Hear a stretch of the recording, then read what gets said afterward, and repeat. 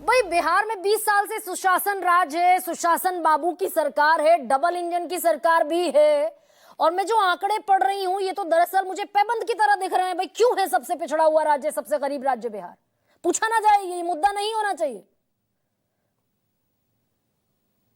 Data आपने संतोष जी की आवाज बढ़ाई। हाँ हेलो। हाँ sir, audible, please carry on. जी जी, सारे डेटा आपने डिस्कस कर लिए। उस पर डेटा पर मैं नहीं जाऊंगा। मैं सिर्फ एक ब्रॉडली एक डेवलपमेंट पैराडाइम जो शिफ्ट आता है।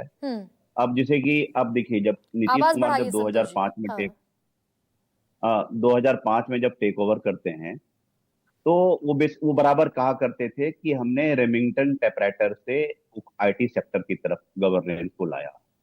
और वो गवर्नेंस दिखा, जो गवर्नेंस डेफिसिट था जिन भी कारण से था, वो गवर्नेंस दिखना शुरू हो गया। तो फर्स्ट जो मुझे लगा कि दो टर्म है, जो प्राइमरी चीज है, जिसको कि एक लोकल टर्म में बीएसपी फैक्टर बोलते हैं, बिजली सड़क पानी फैक्टर में, जो कि एक हमारा अल्ट्रा बेसिक है, उसी में निकल गया। और अब एक पहला पहला टर्म अगर कहेंगे एक टर्म में डिफाइन करने के लिए, तो मैं कहूंगा रोड या फिर इंफ्रास्ट्रक्चर बोल दीजिए। कुल मिलाकर के नीतीश कुमार का डिफिनेशन मेरे लिए इंफ्रास्ट्रक्चर मैन ऑफ बिहार है। वो उन्होंने किया। जो अब जयंत जी डिस्कस कर रहे थे और आपके पैनलिस्ट डिस्कस कर रहे थे इंडस्ट्री के बारे में, उस काउंट पर मुझे लगता है कि 10 के बाद से काम होना चाहिए था। वो इस 10 वर्षों में इंडस्ट्री काउंट पर हमारा बहुत कम प्रोग्रेस हुआ। 15 के बाद से इथेनॉल की कुछ यूनिट लगे। बेगूसराय में जो पेप्सिको का वो फैक्ट्री आती है, और डिफरेंट डिफरेंट एरिया में। अभी मैं कुछ दिन पहले नीतीश मिश्रा जो उद्योग मंत्री, उनसे मिलकर के आया, तो उन्होंने बताया कि अब भी हमारा लगभग 66,000 करोड़ का इन्वेस्टमेंट रियलाइज हो गया। It is not a proposal stage. जो नई जो हमारे पास ये चीजें आई है, सीमेंट में आई है, बिस्किट्स में आई है, थोड़े से आईटी सेक्टर में आए हैं, थोड़ा बहुत फूड प्रोसेसिंग, टैनरी, लेदर वाले और गारमेंट सेक्टर में ये सर आए थोड़ा हैं। आसान लेकिन करते हैं ना all said and done, sir, थोड़ा सा आसान कर देते हैं इसको। भाई बिहार सबसे गरीब राज्य और सबसे पिछड़ा हुआ राज्य है ना।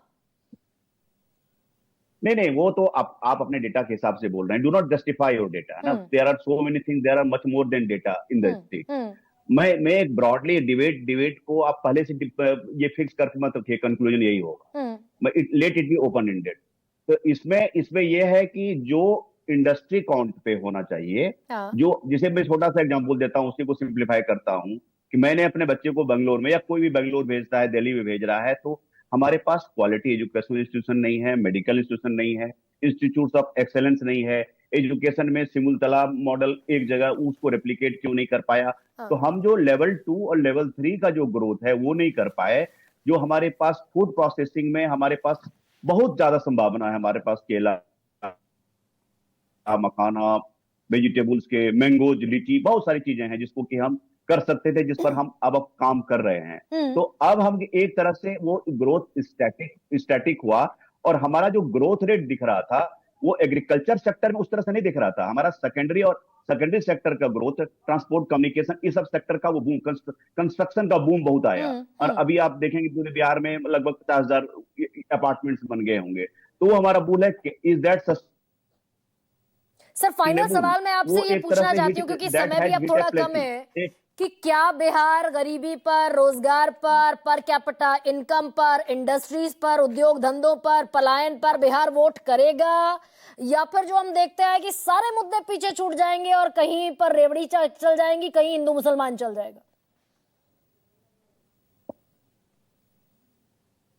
वेरी डिफिकल्ट टू से, क्योंकि असेंबली इलेक्शन में असेंबली वाइज बहुत सारे फैक्टर्स एट प्ले होते हैं, एक सेक्टर पर नहीं है। लेकिन हाँ, प्रशांत किशोर जब से आए उन्होंने पलायन, रोजगार को एक मुद्दा जरूर बनाया है। ये पब्लिक डिस्कोर्स का पार्ट है। लेकिन हमारे एक कास्ट हिडन स्ट्रक्चर है, और पोलराइजेशन भी होता है, रिलीजन, हम रीजन स्पेसिफिक भी वोट करते हैं। तो आप ये सेग्रीगेट नहीं कर सकते हैं कि पर्टिकुलर फैक्टर पर ही इलेक्शन होगा। लेकिन बहुत दिनों के बाद विमर्श में रोजगार, पलायन, ये सब बातें आई है, उसको सारे तेजस्वी जी भी बात कर रहे हैं, और उसको काउंटर में जो रूलिंग गवर्नमेंट है उसके टॉप ऑफ इट इन्होंने सारे डोल्स जो थे, 56,000 करोड़ का हमारा स्टेट का रेवेन्यू है एनुअल, और तकरीबन वही है, उसके बराबर या उससे ज्यादा तो हमने सोर्स बांट दिए। एग्जैक्टली संतोष जी, दरअसल समय कम है, तो कुल मिलाकर आप ये कह रहे हैं कि प्रशांत किशोर की आमद ने चेरी ऑन द केक तो इसको नहीं कह सकते, लेकिन ये सारे मुद्दे शिक्षा के, रोजगार के, पलायन के, उद्योग धंधों के, गरीबी के, बेरोजगारी के सारे मुद्दे दरअसल फलक पर आ गए और प्रशांत किशोर लगातार इस पर अटैक कर रहे हैं और महागठबंधन इसी को इनकैश करने की कोशिश में है, क्योंकि प्रशांत किशोर अब इस स्थिति में है कि नहीं है कि वो कितनी सीटें जीतेंगे, किसका काम बिगाड़ेंगे, किंग मेकर बनेंगे कि नहीं बनेंगे, ये अभी नहीं कहा जा सकता, लेकिन मुद्दे अभी सतह पर हैं और बेहतर होगा इन्हीं मुद्दों पर बिहार में चुनाव होता हुआ दिखे। सबसे बड़ा सवाल में इतना है।